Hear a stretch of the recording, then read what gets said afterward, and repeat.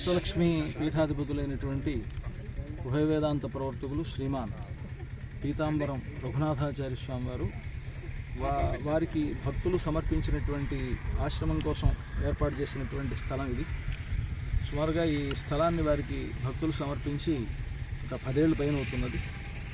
ఇక్కడ ఒక ఆశ్రమాన్ని నిర్మించాలి అని వారి ఉద్దేశం. ఇక్కడ ఒక ఆలయం ఇవన్నీ కూడా నిర్మించాలని, దానికి పూర్వరంగంగా ఇక్కడ ఒక యాగాన్ని తలపెట్టాలి అని చెప్పి వారు సంకల్పించి భద్రాచల రాముడి యొక్క ఆశీస్సులతోటి ఇక్కడ అష్టలక్ష్మి యాగాన్ని రేపు మార్చి 12వ తేదీ నుండి 23వ తేదీ వరకు చాలా వైభవోపేతంగా వారు నిర్వహిస్తూ ఉన్నారు. ఇక్కడ ఎంతో